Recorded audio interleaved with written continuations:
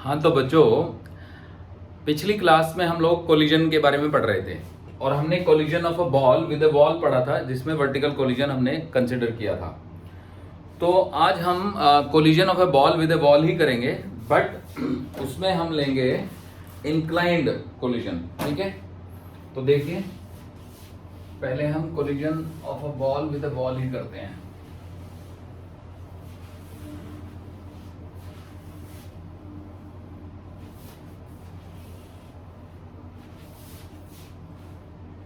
देखिए बच्चों, तो मान लीजिए कि ये एक वॉल है।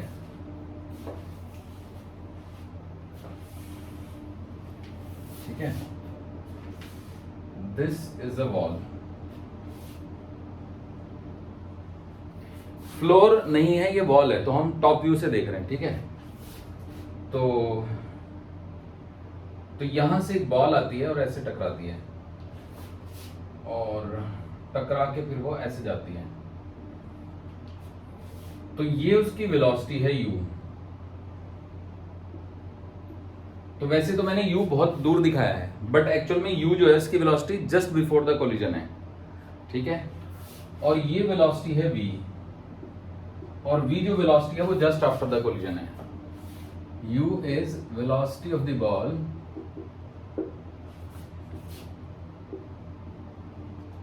Just before collision.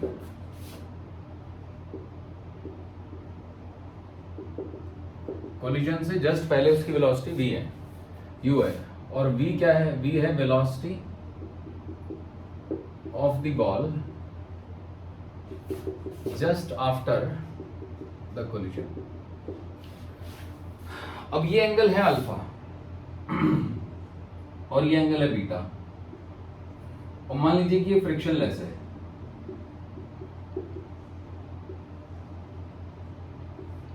ठीक है, तो अगर अल्फा है, ये बीटा है और ये फ्रिक्शनलेस है, तो हमें इसका एनालिसिस करना है। मतलब हमें बताना है कि किसकी कितनी वेलोसिटी है, v में और u में क्या रिलेशनशिप है, अल्फा और बीटा में क्या रिलेशनशिप है। तो मान लीजिए कि u and alpha are known, E is also known, है ना, कोफिशिएंट ऑफ रेस्टिट्यूशन।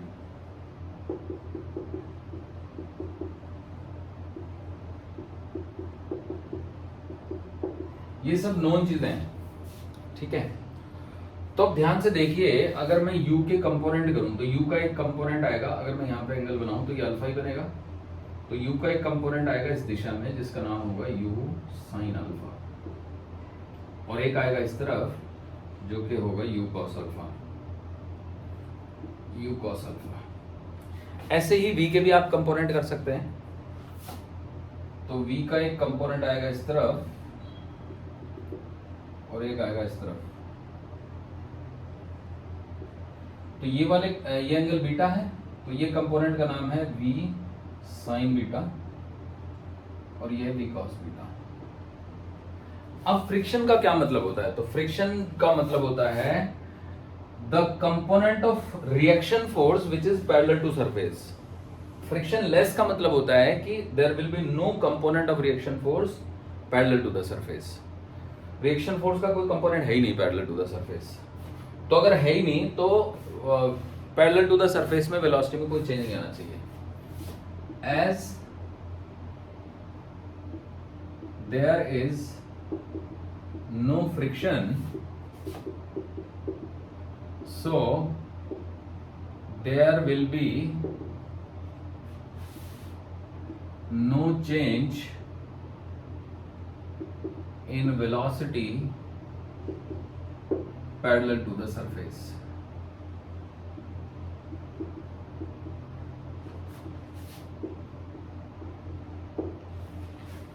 ठीक है, तो ऐसे हो जाएगा। अब देखिए कि हम लिख सकते हैं सीधे सीधे कि v साइन बीटा जो है वो इक्वल हो जाएगा u साइन अल्फा के। ये बात समझने वाली है। अगर फोर्स ही नहीं है तो फोर्स क्या काम करता है? तो फोर्स करता है मोमेंटम में चेंज लाता है। मोमेंटम में चेंज कैसे आएगा? मोमेंटम में चेंज दो तरह से आएगा। या तो मास में बदल दो या वेलोसिटी में बदल दो या दोनों को बदल दो। अब मास तो बदला ही नहीं ना, पार्टिकल टकरा के मास थोड़ा ही बदल गया, तो मोमेंटम में चेंज तो वेलोसिटी से ही आएगा। तो क्योंकि F is equal to dp by dt। अब if there is no force parallel to the surface, so there is no change in the momentum parallel to the surface and hence there is no change in the velocity parallel to the surface. पर इस पर normal reaction का impulse पड़ेगा, तो ये जो v cos beta है ना, और ये जो v cos बीटा और ये u cos अल्फा है, ये अलग अलग होंगे, तो वो ठीक है, दैट इज फाइन। अब इसमें जो कोफिशिएंट ऑफ रेस्टिट्यूशन है ना, यहाँ पे इसका रोल आएगा। अब ध्यान से देखो, दीवार तो एक बड़ी सी दीवार है, तो उसमें u sin अल्फा इस टकराने में कोई रोल प्ले नहीं करता है, क्योंकि अगर केवल u sin अल्फा कंपोनेंट होता तो जो बॉल है ना दीवार के पैरेलल पैरेलल चलती जाती, टकराती तो कभी है ही नहीं। ये कुछ ऐसे हो गए जैसे दो पटरियां ट्रेन की आपस में कभी नहीं टकराती, पैरेलल चलती जाती है। या फिर नदी के दो किनारे आपस में कभी नहीं टकराते जब तक वो नदी खत्म ही ना हो जाए। तो कहने का मेरा मतलब ये हुआ कि u sin अल्फा की वजह से टक्कर नहीं हो रही है और v sin बीटा की वजह से अलग नहीं हो रहे हैं, क्योंकि अगर v sin बीटा अकेला रहे, ये कंपोनेंट रहे नहीं, तो फिर ये पैरेलल पैरेलल चलता जाएगा, ये इससे दूर जाएगा ही नहीं। तो दूर जाने का काम है v cos बीटा के कारण और पास आने का काम है u cos अल्फा के कारण। तो हम कहेंगे कि जो v cos बीटा है वो है relative velocity of separation of the body with wall. तो अब देखो, तो relative velocity of separation velocity का वो कंपोनेंट है जो दीवार के नॉर्मल के अलोंग है, समझे? तो दीवार के नॉर्मल के पैरेलल जो कंपोनेंट ऑफ वेलोसिटी है उसका सेपरेट होने में कोई योगदान नहीं है। और ये u cos beta, u cos alpha velocity का वो कंपोनेंट है जो दीवार के नॉर्मल के पैरेलल है, तो इसका योगदान टकराने के लिए है। तो E times u cos alpha. तो अब अगर मुझे v चाहिए तो मैं इन दोनों इक्वेशन का स्क्वायर करके ऐड कर देता हूं। तो स्क्वायरिंग एंड एडिंग इक्वेशन 1 का स्क्वायर प्लस 2 का square, so this gives me v square sin square beta plus v square cos square beta is equal to u square sin square alpha plus e square u square cos square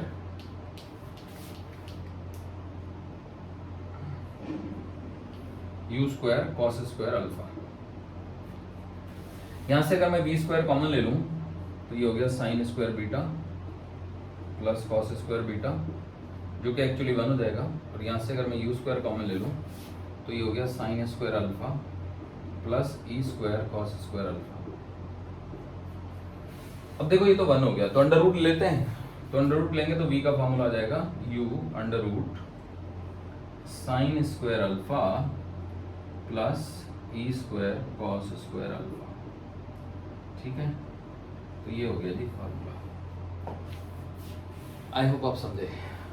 अब मान लीजिए कि हमको चाहिए beta की value, तो हम इन दोनों को डिवाइड कर देते हैं। तो 1 डिवाइडेड बाई 2, तो इधर तो आ जाएगा tan बीटा और इधर आ जाएगा आपका tan alpha divided by E. अब ई ना एक ऐसा नंबर है जो 1 से छोटा है, तो इसलिए बीटा हमेशा अल्फा से बड़ा हो जाएगा, समझे बच्चों? मतलब because E is always less than 1 except super elastic collision, जिसमें कोई बाहर से एनर्जी मिल जाती है। जैसे मान लो एक बॉल है और वो एक बॉम्ब से टकरा गई, तो बॉल और बॉम्ब जब आपस में टकरा जाएंगे तो मान लो बॉम्ब एक्सप्लोड भी हो गया, तो कुछ एक्स्ट्रा एनर्जी मिल जाएगी, तो उसमें जो रिलेटिव वेलोसिटी ऑफ सेपरेशन है वो रिलेटिव वेलोसिटी ऑफ अप्रोच से भी एक्सीड कर जाएगी। ऐसे केसेस को छोड़ दीजिए आप, वो स्पेशल केसेस हो गए, उनकी बात नहीं कर सकते हम। जनरल केसेस में ई लेस देन 1 होता है, तो इसलिए tan बीटा जो होगा वो बड़ा हो जाएगा tan अल्फा से, इसलिए बीटा जो है वो बड़ा हो जाएगा अल्फा से। मतलब टक्कर के बाद नॉर्मल से बनने वाला एंगल जो है वो हमेशा ही बड़ा हो जाएगा। अब यहाँ पे अल्फा को हम एंगल ऑफ इंसिडेंस कह सकते हैं, ठीक है?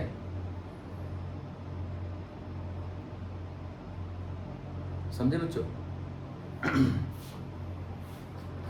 और बीटा को एंगल ऑफ रिफ्लेक्शन कह सकते हैं। अगर मैं इस एंगल को थीटा बोल दूं तो थीटा को हम ग्लांसिंग एंगल बोलते हैं, मतलब ग्लांसिंग एंगल है ना, ग्लांसिंग एंगल ऑफ इंसिडेंस है ना।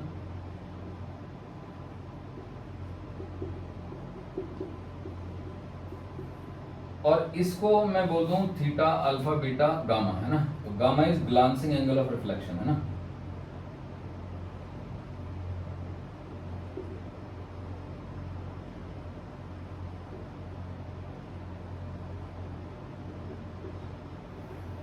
अभी ग्लांसिंग एंगल वर्ड कहीं यूज नहीं होगा, बस आप समझ लीजिएगा कि जो एंगल ऑफ इंसिडेंस है ना वो दीवार के नॉर्मल से इंसिडेंट वेलोसिटी का एंगल है, ठीक है। तो हालांकि हम इसके बारे में पढ़ चुके हैं, बट तब तक हमने जो है ना प्रॉपर्ली कोफिशिएंट ऑफ रेस्टिट्यूशन मतलब हमने वेक्टर मेथड से एनालाइज किया था इसको, ठीक है। तो अब हम आगे बढ़ेंगे और एक स्पेशल केस लेंगे, और वो ये लेंगे कि क्या होगा अगर E 0 हो जाए, E 1 हो जाए तो।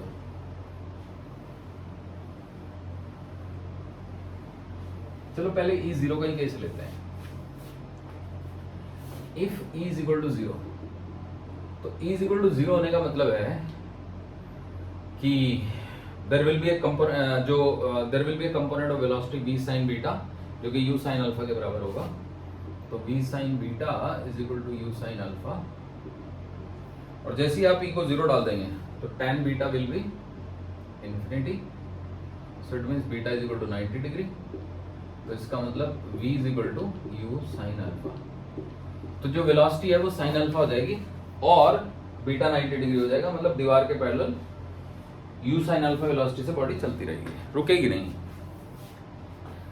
ठीक है बच्चों, तो होपफुली आपको ये समझ आ गया। ये केस 1 था सपोज, है ना। अब केस 2 लेते हैं।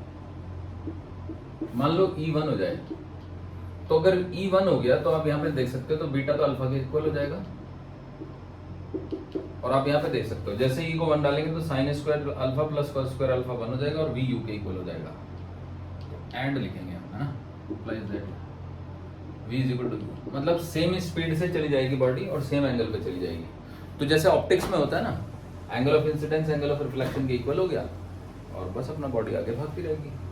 तो ये ऑप्टिक्स में, तो लाइट के जो फोटोन है वो एक तरीके से इलास्टिक कोलिजन ही करते हैं मिरर से, समझे बच्चों।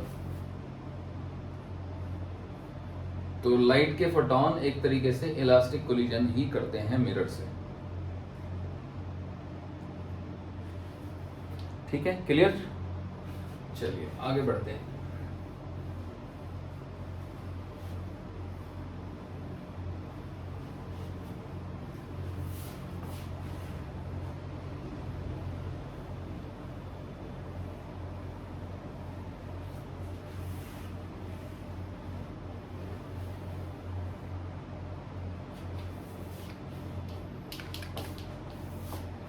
देखिए अब मान लीजिए कि एक क्वेश्चन मैं देता हूं आपको। Question, a ball moving with velocity 30 metre per second at an angle 60 degree with ball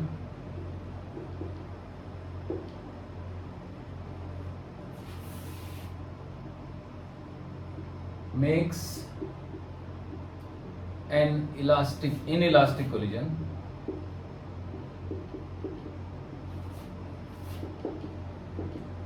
with the ball, है ना।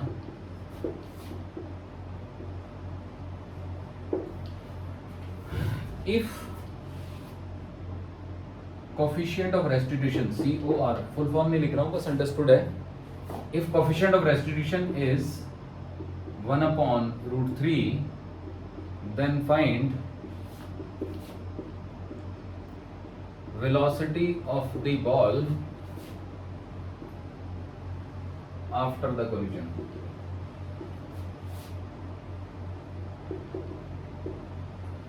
तो कोलिजन के बाद बॉल की वेलोसिटी बताओ।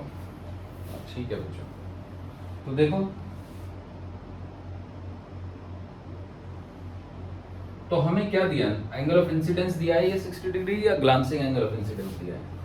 तो ये ग्लांसिंग एंगल ऑफ इंसिडेंस है बच्चों, क्योंकि ये विद द बॉल है, समझे कुछ। ग्लांसिंग एंगल ऑफ इंसिडेंस है ना। तो अगर ये वाला एंगल 60 डिग्री है तो एंगल ऑफ इंसिडेंस तो 30 डिग्री हो गया ना फिर। तो u जो है वो 30 मीटर पर सेकेंड है, 30 हो गए दोनों। अब मान लो कि बीटा एंगल पे चली जाती है, this angle is beta, okay. तो अब जैसे कि हम कर ही चुके हैं कि हमारा जो tan बीटा का फॉर्मूला था वो था tan अल्फा अपॉन में e। tan अल्फा की वैल्यू है 1/√3 और e की वैल्यू भी 1/√3 ही है, तो एक तरीके से 1/√3 इंटू √3/1 1 ही आ गया। तो यहां से बीटा आ गया 45 डिग्री। ठीक है बच्चों, अब एक बार बीटा निकल गया, अब आगे की कैलकुलेशंस करते हैं। तो देखिए अब v निकालेंगे, तो ये u है, तो v² इज इक्वल टू था u² इंटू में cos² alpha sin² alpha sin² alpha plus e² cos² alpha. Alpha यहाँ पे 30 डिग्री लेना है बच्चों, तो u² का मतलब हो गया 900 इंटू में sin² 30 प्लस e² का मतलब हो गया 1/3 इंटू में cos² 30। sin² 30 होता है 1/4 और cos² 30 होता है 3/4, तो 3/4 900 1/4 प्लस 1/3 इंटू 3/4, तो ये 3 कट जाएंगे तो 1/4 प्लस 1/4 1/2 हो जाएगा। 1/2 जब 900 से मल्टीप्लाई करेंगे तो 45 450 हो जाएगा, तो v² की वैल्यू आ गई। अब v की वैल्यू आ जाएगी हमारी 15√2। तो टक्कर के बाद जो बॉल है वो 15√2 मीटर पर सेकंड से चलेगी और वो जो ये सरफेस है इससे 30 डिग्री का एंगल बनाएगी, 45 का एंगल बनाएगी। सो हम लिख देंगे, so after collision velocity of the ball will be, so after collision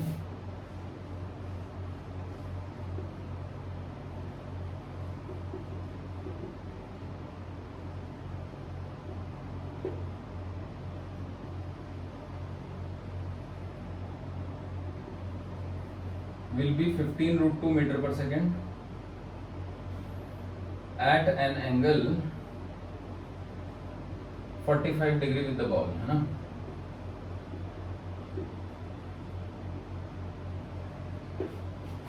at an angle 45 degree with the ball, तो ये आप समझ ही गए होंगे, ठीक है ना।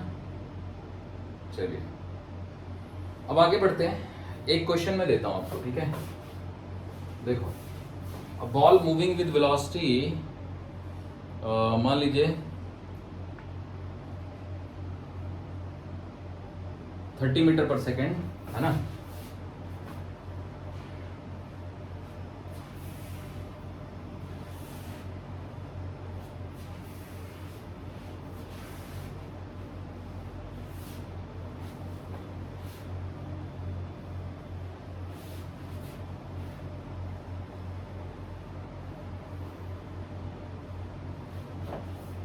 A ball moving with velocity 30 meter per second strikes a floor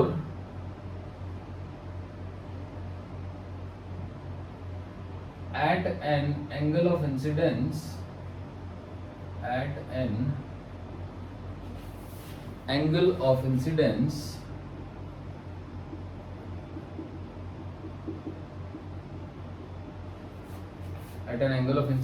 of tan inverse 2. If after the collision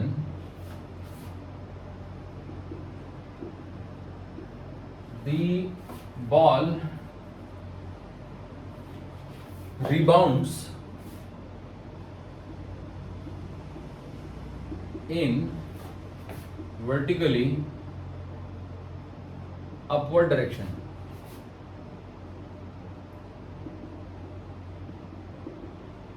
अगर बॉल वर्टिकली अपवर्ड डायरेक्शन में रिबाउंड हुई, देन फाइंड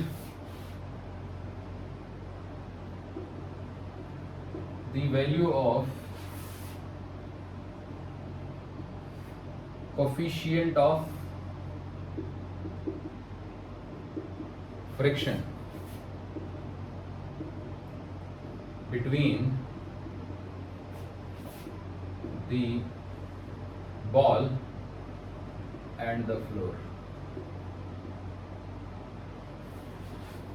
और कोफिशिएंट ऑफ रेस्टिट्यूशन ई की वैल्यू 1 है, या फिर कोलिजन को मान लीजिए कि इलास्टिक कोलिजन है।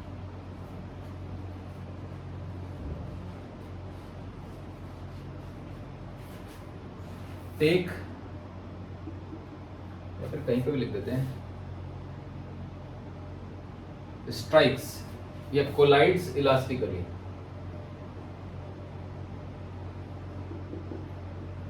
कोलाइड्स इलास्टिकली मतलब the collision is elastic. Okay, तो अब यहां पे तो क्वेश्चन ही बदल गया, पूरा खेल ही बदल गया। तो मतलब ये फ्लोर है, ठीक है बच्चों, और यहां से ये बॉल आई ऐसे, और टक्कर के बाद ये ऐसे चली गई वर्टिकली ऊपर, तो ये टक्कर के बाद की वेलोसिटी है v, और ये u है। u की वैल्यू 30 मीटर पर सेकंड दे रखी है, ये एंगल थीटा दिया हुआ है, and theta is equal to tan inverse 2, E1 दिया हुआ और म्यू निकालना है, ये रफ सरफेस है, E is 1। तो अब देखिए, अगर tan थीटा 2 है, tan थीटा इज 2, तो हम एक ट्रायंगल बना लेंगे, ये 2 हो जाएगा और ये 1 हो जाएगा, तो ये √5 हो जाएगा, ये थीटा हो गया। तो अब साइन थीटा की वैल्यू हो जाएगी आपकी 2/√5, और कॉस थीटा की वैल्यू हो जाएगी 1/√5। Sine theta is 2/√5 and cos theta is 1/√5। ठीक है, तो अब चलिए समझते हैं बात को। इलास्टिक कोलिजन है, तो अब क्या है ना कि जो बॉल है ना वो इधर जा रही थी, तो इस पे फ्रिक्शन जो है ना इधर की तरफ लगेगा, तो ये फ्रिक्शन लग गया ऐसे, और ये नॉर्मल रिएक्शन लग गई ऐसे, समझे बच्चों। तो नॉर्मल रिएक्शन का जो इम्पल्स है ना, वो जाएगा इंटीग्रेशन ऑफ n dt, ऊपर की तरफ लग गया ना वो 0 से लेकर t0 तक, तो वो हो जाएगा चेंज इन वेलोसिटी।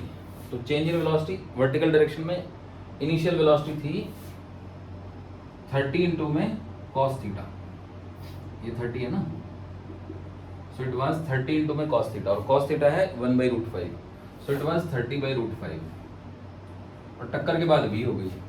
तो हम ये कह देंगे कि m चलो मास है, इंटू में v माइनस प्लस हो जाएगा, v प्लस 30/√5, √2 लिख दिया मैंने यहाँ पर, √5 आएगा, ठीक है। अब 30/√5 को ना, इसको 30 को आप लिख सकते हो 6 इंटू 5, और 5 जो है वो √5 से कट जाएगा, तो आप कह सकते हो integration N D T is equal to m into में v प्लस 6√5। अब ये प्लस क्यों हुआ इसको समझ लीजिए, डाउनवर्ड डायरेक्शन है तो इनिशियल वेलोसिटी माइनस में ली जाएगी। अब क्योंकि फाइनल प्लस में ऊपर को, तो फाइनल में से इनिशियल को माइनस करेंगे तो माइनस माइनस प्लस हो जाएगा, तो मतलब यहाँ पे मैंने माइनस ही किया एक्चुअली, माइनस ऑफ -30/√5 ऐसे, तो माइनस ऑफ माइनस प्लस हो गया। अब देखो इस डायरेक्शन में जो वेलोसिटी है वो है आपका 30 साइन थीटा, तो 30 इंटू में 2/√5, अच्छा ये 2 गलत लिख दिया मैंने, √5 है जी, क्योंकि साइन थीटा विल बी 2/√5, तो 30 इंटू 2 60/√5, तो 60/√5, तो 60 को हम 12 इंटू 5 लिख सकते हैं, तो इट इज 12√5 है ना। यहाँ भी इसको लिख देता हूँ मैं 6√5, तो 6√5 तो पलट के v बन गया, 12√5 0 ही हो गया, तो 12√5 जो है वो फ्रिक्शन इधर को लगा।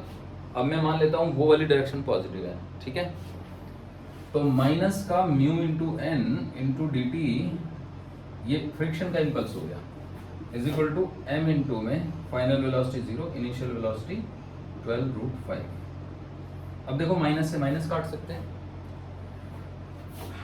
तो माइनस से माइनस समझ लो कट गया, ठीक है, तो बस ये 0 प्लस हो गया है ना, माइनस से माइनस कट गया, अब इन दोनों को हम डिवाइड कर देते हैं, तो इसको इससे डिवाइड कर देते हैं एक्चुअली। तो म्यू इज इक्वल टू आ गया आपका 12√5 डिवाइडेड बाई v प्लस 6√5। अब v को हम कोफिशिएंट ऑफ रेस्टिट्यूशन वाली इक्वेशन से निकालेंगे। तो जो रिलेटिव वेलोसिटी ऑफ अप्रोच है ना वो 6√5 है, तो जितनी वेलोसिटी से आएगा उतनी से ही जाएगा, तो ये v को जो है ना 6√5 ही होना पड़ेगा। तो v की वैल्यू आप 6√5 डाल दो तो म्यू तो 1 आ गया, तो ये तो बहुत ही बढ़िया हो गया। देखो तो 12√5 डिवाइडेड बाई 6√5 प्लस 6√5 यानी कि 12√5, so this gives me 1, तो mu comes out to be 1। तो 1 तो आ ही सकता है, 1 से ज़्यादा भी आ सकता है, इसमें कोई दिक्कत नहीं है। ठीक है बच्चों, तो दैट्स ऑल। अभी तो डिपेंड करता है कि कितना एंगल एग्जामिनर देता है। इसी में अगर एंगल ऑफ इंसिडेंस जो मैंने दिया है ना tan इनवर्स 2, तो tan इनवर्स 2 ना देके मैं कुछ और एंगल दे दूं, जैसे कि मैं 4/3 दे दूं। ठीक है, tan इनवर्स 4/3, तो tan इनवर्स 4/3 का मतलब आप यहाँ पे 4 बनाओगे है ना, यहाँ पे 3 बनाओगे और ये ऑटोमेटिकली 5 बन जाएगा। ठीक है, तो अब साइन थीटा की वैल्यू आ जाएगी आपकी 4/5 और कॉस थीटा की वैल्यू आ जाएगी आपकी 3/5।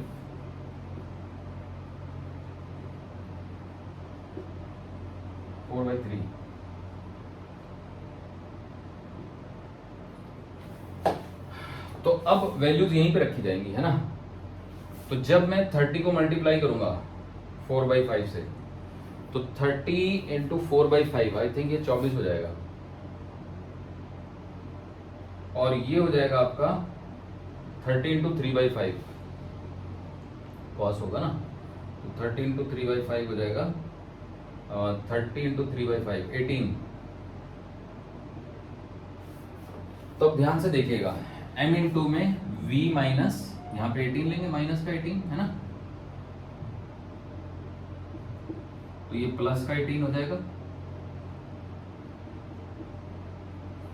अब देखो म्यू एंड dt, तो माइनस का mu and dt is equal to 0 minus है ना, 0 फाइनल है माइनस 24। अब जब डिवाइड करेंगे तो माइनस से माइनस काट देंगे है ना, और डिवाइड कर देंगे तो m से m कट जाएगा, तो इधर म्यू आ जाएगा, तो ऊपर तो आ जाएगा 24, नीचे आ जाएगा आपका 18 है ना, b प्लस 18। अब देखो v की क्या वैल्यू लेनी है, तो वैसे तो ये सवाल आसान सही है, अगर ये 18 है तो इसको भी 18 ही होना पड़ेगा ना, क्योंकि ये आपने 1 दे दिया। अगर मैं e 1 ना दूं, मान लो मैं e दे देता हूं 2/3, तो 2/3 ऑफ 18 इज 12। ओके, तो बस यहाँ पे v की वैल्यू 12 डाल देंगे, तो 24/12 प्लस 18, तो नीचे 30 आ गया, तो 24/30 मतलब 4/5 यानी कि 0.8, तो म्यू की वैल्यू 0.8 हो गई। तो ये भी एक सवाल बन गया। तो कहने का मतलब मेरा ये है कि आल्दो इस तरह के क्वेश्चन आते नहीं एग्जाम में, एग्जामिनर अवॉइड करता है, क्योंकि रफ सरफेस पे कोलिजन इज डिफिकल्ट, फ्रिक्शन का इंपल्स लो, क्योंकि फिर वो इंपल्स से सॉल्व होगा, सामान्य तो मेथड से नहीं होगा सॉल्व हो। ठीक है बच्चों, तो चलिए आगे बढ़ते हैं। अब हम प्रोजेक्टाइल में कोलिजन मिक्स करते हैं। ठीक है, देखो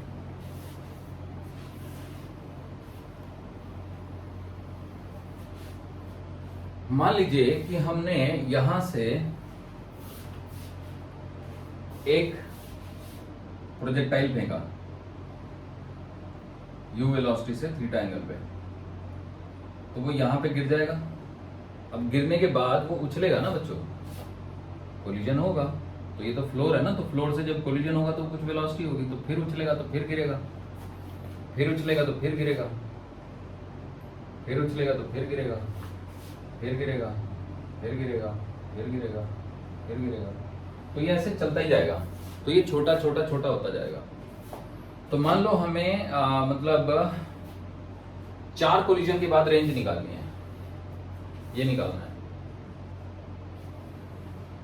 find range after 1 2 3 fourth collision है ना, after 3 collision, position of fourth collision, find distance of position of या point of fourth collision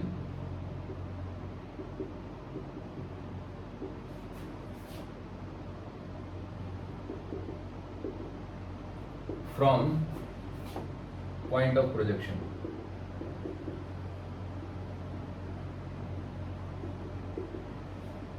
point of projection से फोर्थ कोलिजन कहां पे होगा, ये डिस्टेंस बतानी है। ई जो है वो कोएफिशिएंट ऑफ रेस्टिट्यूशन है।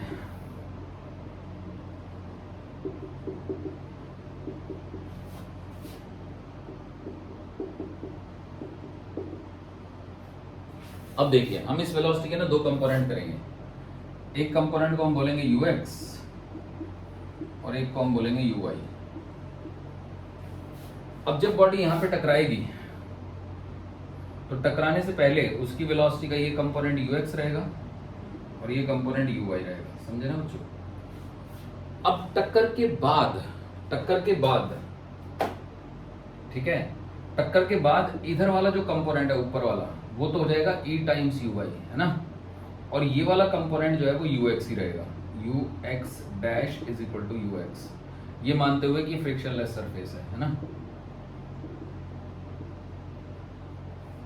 मतलब ये मान लो कि एग्जामिनर ने दिया है, क्योंकि रफ सरफेस पे कोलिजन मैंने करवा तो दिया बट वो ना आता नहीं है एग्जाम में।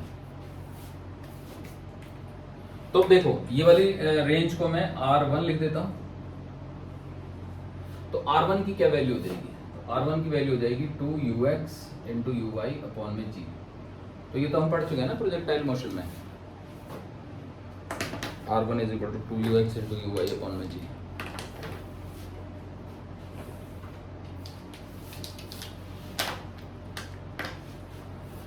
अब देखो r2 ढूंढना है, तो दिस डिस्टेंस इज r2। अब r2 विल बिकम, इसको uy डैश कह दो, है ना, 2uy dash into ux dash upon में g। तो क्योंकि सरफेस फ्रिक्शनलेस है तो ux डैश तो ux ही रहेगा, uy dash e times uy हो जाएगा, तो 2e टाइम्स uy इंटू में ux अपॉन में g। तो अगर मैं e को बाहर निकाल दूं तो e इंटू में 2ux इंटू में uy अपॉन में g से ये हो जाएगा e टाइम्स r1। तो हमने ये साबित कर दिया कि ये जो है वो e टाइम्स r1 है। अब देखो यहाँ पे जो वेलोसिटी होगी ना, तो उस वेलोसिटी में भी दो कंपोनेंट होंगे, एक तो ये u डैश x होगा और एक ये u डैश y होगा, है ना। ये फ्रिक्शनलेस वर्ड बहुत तंग कर रहा है यहाँ पे, फ्रिक्शनलेस, है ना।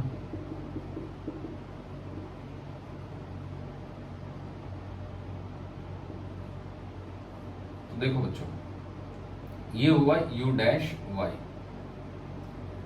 अब u डैश y के बाद ये u डबल डैश y बनेगा और u double dash y e times of u dash y हो जाएगा। यानी कि साफ पता चलता है कि r1 जो r2 है वो r1 का e टाइम्स होगा। तो फिर जो r3 है वो क्या, हम सेम लॉजिक से ये नहीं कह सकते कि वो r2 का e टाइम्स होगा। तो similarly r3 is equal to e times r2, यानी कि r3 is equal to e square times r1, r4 is equal to e cube times r1। तो बस बन गई बात। तो ये r1 है, ये e टाइम्स r1 है ना, ये आपका e स्क्वायर टाइम्स r1 है और ये आपका e की पावर 3 टाइम्स r1 है। तो टोटल डिस्टेंस कितनी हो गई, तो r इज इक्वल टू आ गया आपका r1 common 1 plus e square plus e cube. और अगर और आगे तक निकालना होता तो प्लस e की पावर 4, और आगे तक निकालना होता तो प्लस e की पावर 5, और आगे तक निकालना होता तो प्लस e की पावर 6। ऐसे ऐसे चलता रहेगा, बस बात खत्म, इसमें क्या है। ठीक है बच्चों।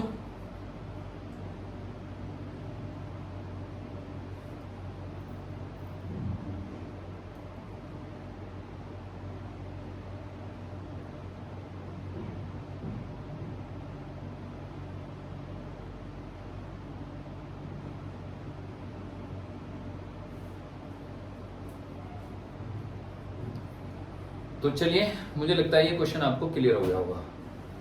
अब देखिए, अब एक और क्वेश्चन देता हूं मैं आपको, ठीक है। देखो,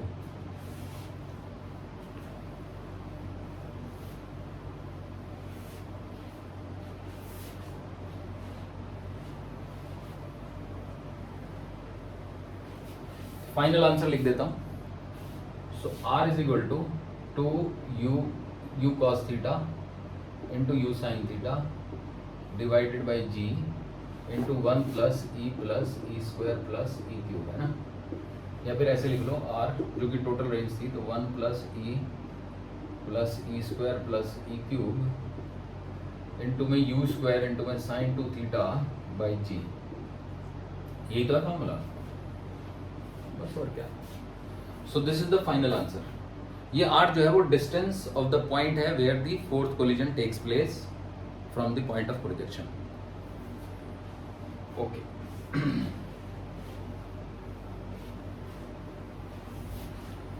चलिए अब एक और क्वेश्चन करते हैं, ठीक है बच्चों। देखो,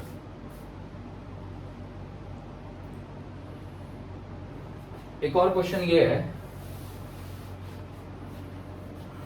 मान लीजिए कि हमने ये फ्लोर है और ये वॉल है ना।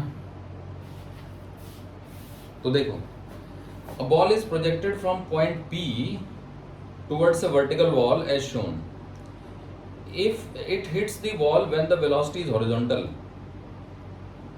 the ball reaches the point P after one bounce on the floor. The coefficient of restitution,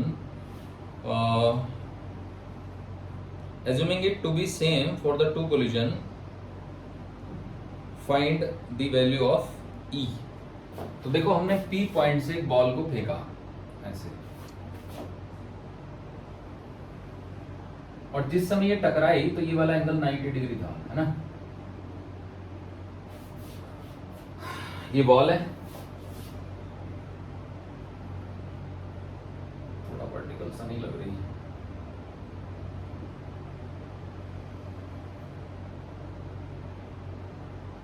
अब क्योंकि ये टकरा के जो है ना ऐसे आएगी, है ना,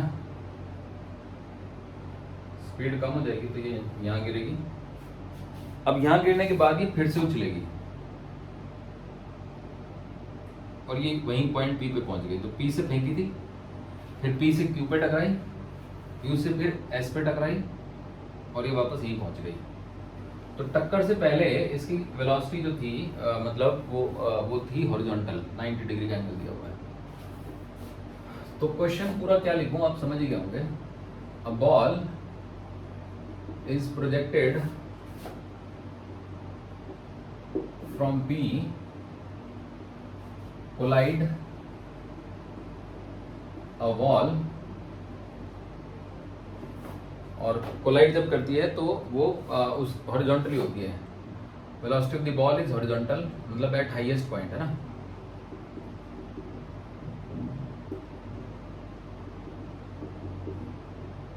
collide with the ball at highest point of its trajectory, है ना, and returns to P after one bounce, है ना।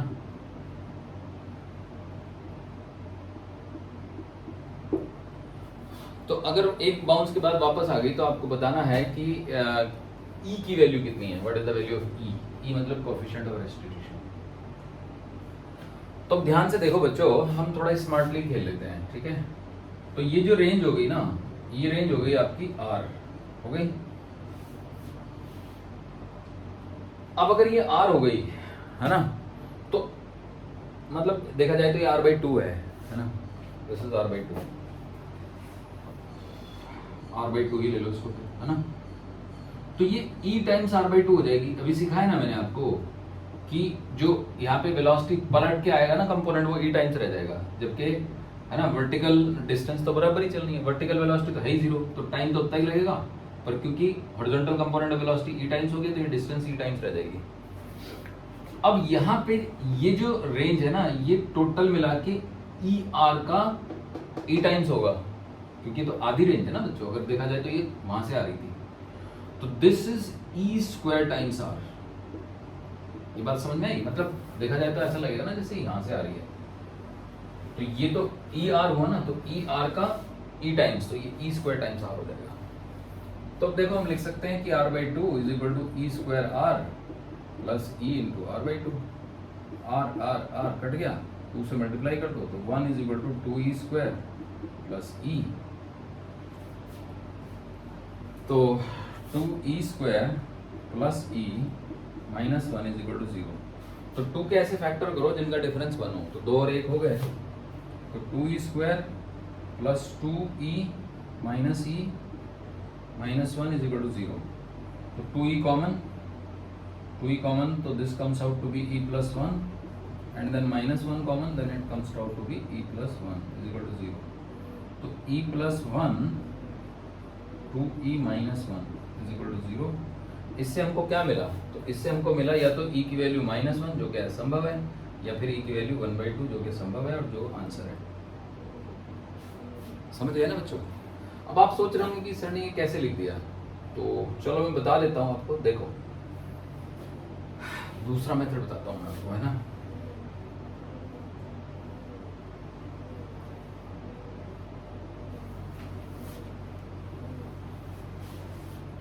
देखो बच्चों,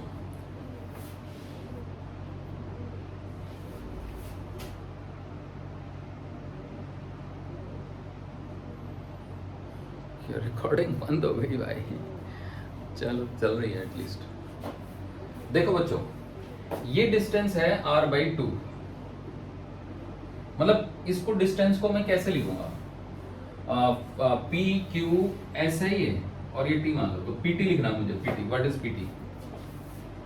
तो पीटी इज इक्वल टू, अब इसकी वेलोसिटी के ना 2 कंपोनेंट होंगे, बहुत मजेदार है ये यू हुआ और ये थीटा शीटा हुआ। तो यू को थीटा को छोड़ो, ये यू वाई हुआ और ये यू एक्स हुआ।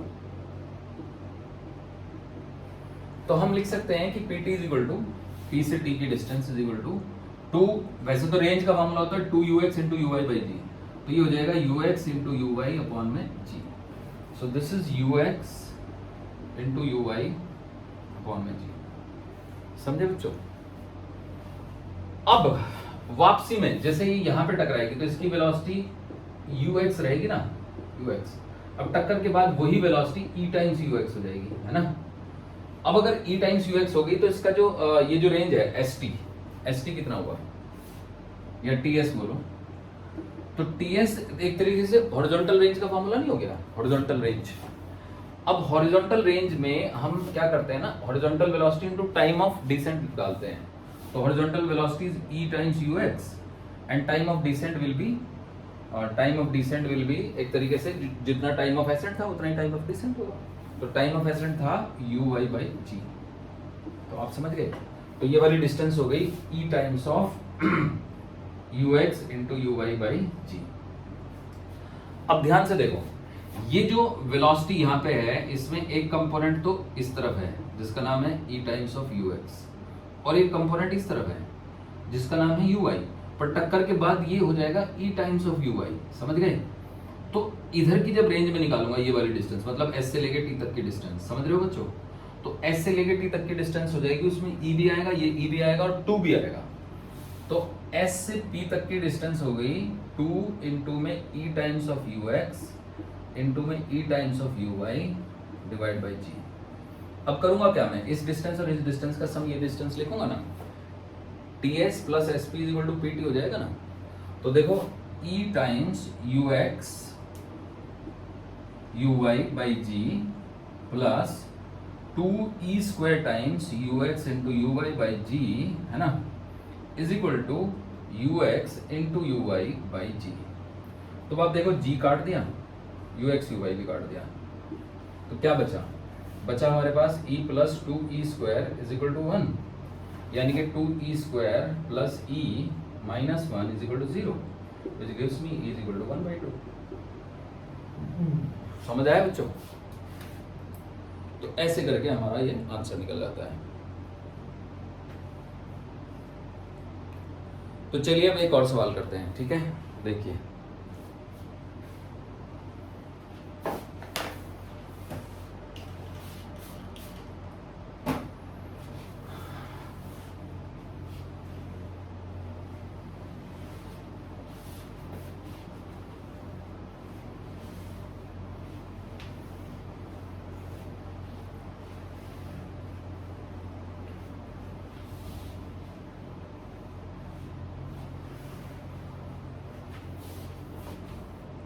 आगे बढ़ते हैं।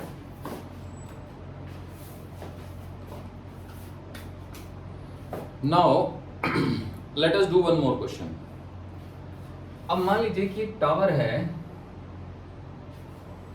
जिसकी हाइट है 3.5 मीटर। ओके, यहां से हमने एक बॉल को हॉरिजॉन्टली फेंक दिया है 7 मीटर पर सेकेंड से। ओके, अब हमारे पास यहाँ पे एक वेज पड़ा हुआ है। ये बॉल है 1 kg की और ये एक वेज पड़ा है हमारे पास 3 kg इसका मास है। तो बॉल वेज से टकराती है, तो मैं पढ़ देता हूं। A smooth ball of mass 1 kg is projected with velocity 7 meter per second horizontally from a tower of height 3.5 meter. ठीक है, it collide elastically with a wedge of mass 3 kg and inclination angle 45 degree kept on the ground. The ball collide the wedge at a height of 1 meter above the ground. Find velocity of the wedge and the ball after the collision. तो जो ball टकराती है ना वो ऐसे location पे टकराती है कि वो पॉइंट 1 मीटर अबव है। ओके, तो अब वेज की वेलोसिटी बतानी है और बॉल की वेलोसिटी बतानी है। ठीक है, तो अब देखिएगा, ध्यान दीजिएगा। तो ये पॉइंट 1 मीटर हो गया, तो ऐसे इसको ज्वाइन कर देते हैं। ठीक है, तो ये 2.5 मीटर हो गया बस, क्योंकि 1 मीटर तो रहेगी ही ना वो। तो 2.5 मीटर गिरने में कितना टाइम लगेगा इसको, है ना? तो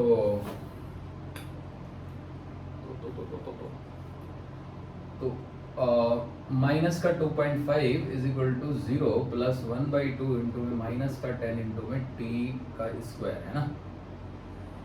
माइनस से माइनस काट दीजिए तो ये 2.5 हो गया और ये 5 हो गया, टी स्क्वायर, है ना? तो T square is equal to 1/2, तो T is equal to 1/√2। So this velocity comes out to be 1/√2. अब हम Vx निकालेंगे, तो Vx will remain 7 forever. Vy निकालेंगे तो Vy is equal to 0 plus gt, है ना? तो G is वैसे तो 9.8 होता है, पर 10 ले लेते हैं, माइनस का 10 इंटू में 1/√2। तो जब इसको सॉल्व करते हैं तो ये आता है माइनस का 7.07, जिसको हम रफली -7 मान सकते हैं, क्योंकि जी को भी तो हमने 10 लिया है ना। तो अब हम ये मान सकते हैं कि जिस समय बॉल टकराई उस समय पे उसकी वेलोसिटी जो थी, है ना, उसके 2 कंपोनेंट थे, हॉरिजॉन्टल भी साथ और वर्टिकल भी साथ। तो अगर किसी बॉल की हॉरिजॉन्टल वेलोसिटी का कंपोनेंट भी साथ हो और वर्टिकल का भी साथ हो, तो इसका मतलब वो बॉल, है ना, 45 के एंगल पे टकराएगी। तो देखा जाए तो अगर मैं इस डायग्राम को दोबारा बनाऊं तो इस बॉल का कोलिजन मुझे वेज से एकदम नॉर्मल कोलिजन लेना होगा, परपेंडिकुलर कोलिजन। ठीक है, तो देखिएगा, दोबारा से डायग्राम बनाता हूं मैं।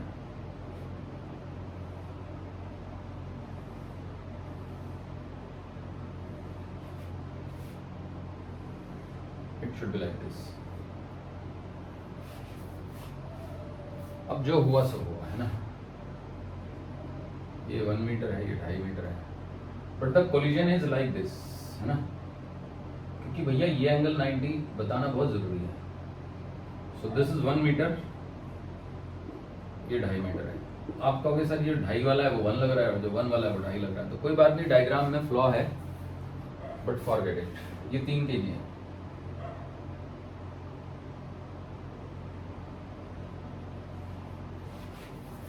अब देखो, तो वेज से जो कोलिजन हुई है इलास्टिक है ये। तो अगर कोलिजन इलास्टिक है, ठीक है, तो यहां से नीचे से भी इंपल्स पड़ेगा इसके ऊपर, वेज के ऊपर, लेकिन हॉरिजॉन्टल डायरेक्शन में आप मोमेंटम कंजर्वेशन लगा सकते हैं, और फ्रिक्शन कहीं है नहीं, तो टक्कर के बाद जो बॉल है ना, तो बॉल की वेलोसिटी जो है उसकी दिशा को आप ऐसे ही रखेंगे, मतलब टक्कर के बाद बॉल इस दिशा में आ सकती है। तो टक्कर के बाद अगर मैं बनाऊं तो मैं ऐसे बना सकता हूँ, the ball will move like this, this is the v and this is the v dash, V W लिख सकते हैं इसको, है ना। ये ऐसे जाएंगे टक्कर के बाद।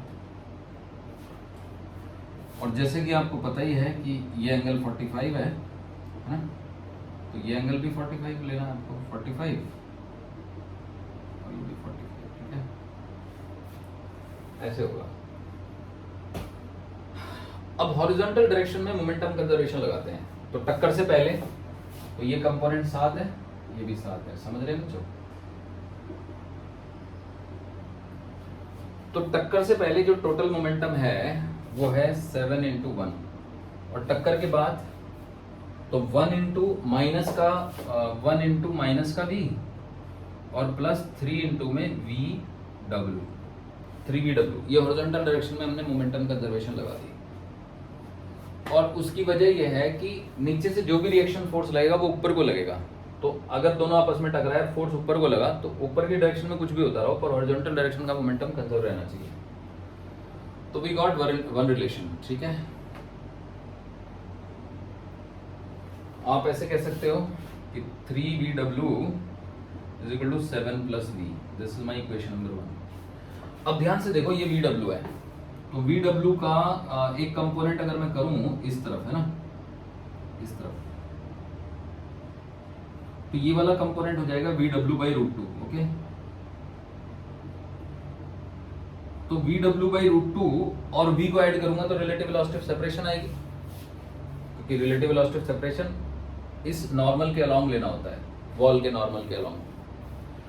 तो vw/√2 is the component of velocity of the wedge normal to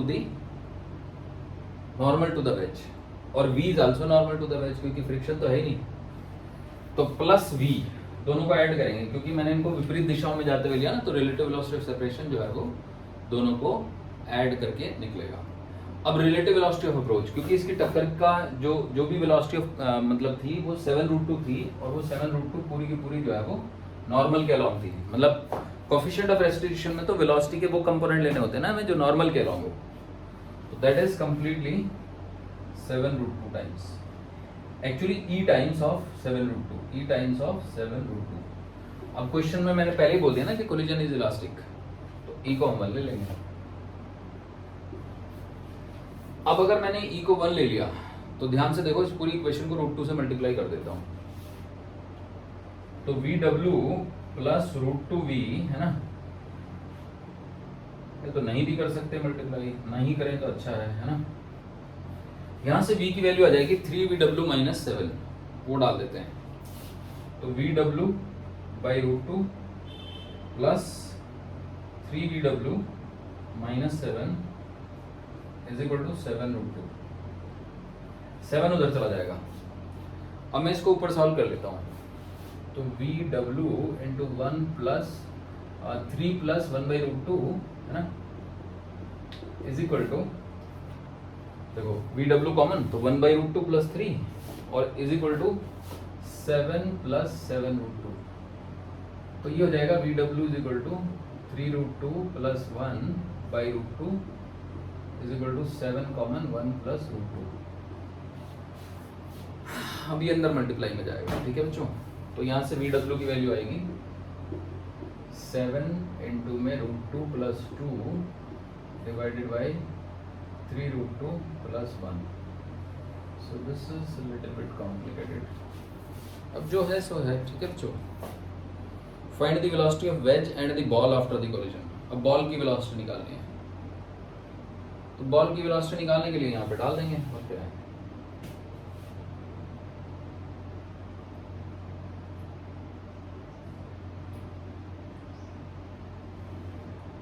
ठीक है, कोई और चारा है ही नहीं, इसी में डाल देते हैं। देखिए, to find the velocity of the ball,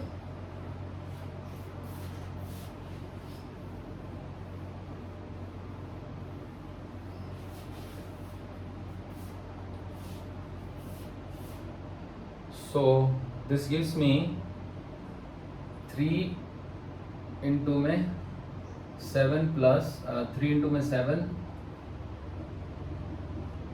into में 2 plus root 2 divided by 3 root 2 plus 1 है ना, is equal to 7 plus V. अंदर अगर हम ले जाएं इसको तो ये हो गया 42 plus 21 root 2 divided by 3 root 2 plus 1 minus 7 is equal to V. ये इसके साथ आ जाएगा। So this gives me 42 plus 21 root 2 minus 21 root 2 minus 7 है ना, divided by 3 root 2 plus 1 is equal to V. देखो ये वाली तो टर्म ही कट गई, तो 42 में से 7 गए 35 बचे, तो 35 by 3 root 2 plus 1 is equal to V. ये आ गई बॉल की वेलोसिटी आफ्टर द कोलिजन। ठीक है बच्चों, फिर मैं चेक कर लेता हूँ answer.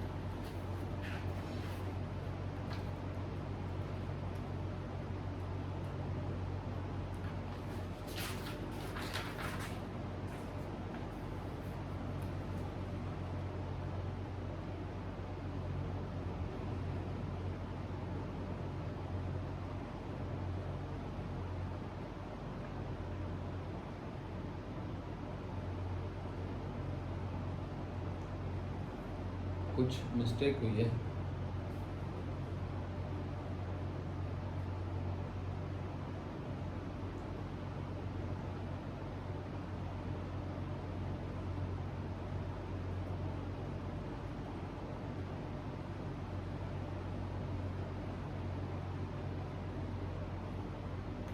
Yes, got the mistake.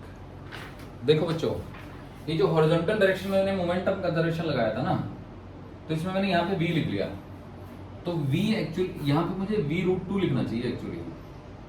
तो v रूट 2 लिखूंगा तभी तो हॉरिजॉन्टल वेलोसिटी v आएगी और वर्टिकल भी v आएगी, है ना। तो ये इक्वेशन तो तभी करेक्ट होगी क्योंकि माइनस v लिया ना मैंने। देखो 1 into minus V, horizontal direction में लेना ना, ये तो कंपोनेंट इधर को ही आ गया।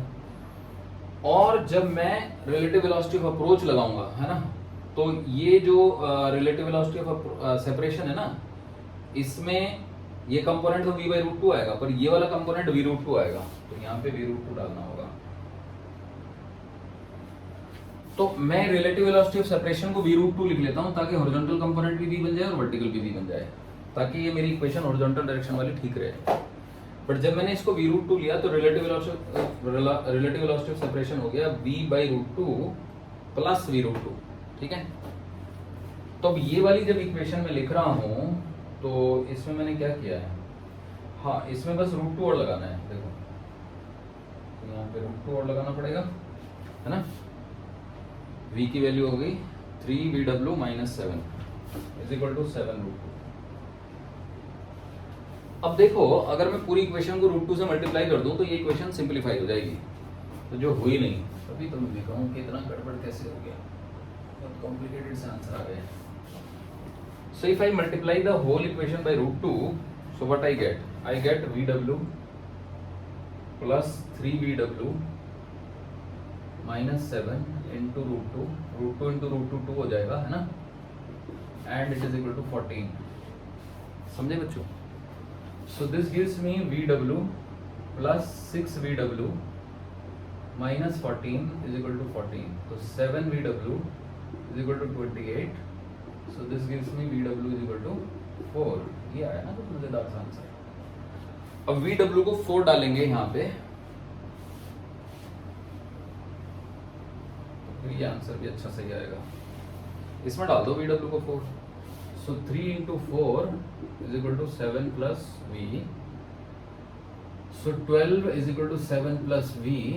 So V is equal to 5. तो velocity of the ball 5 नहीं है, वो 5 root 2 है। So velocity of the ball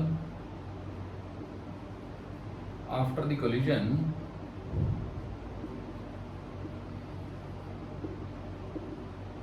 is 5 root 2 and velocity of the wedge after the collision is 4। तो ऐसे करके हमारे आंसर निकल गए।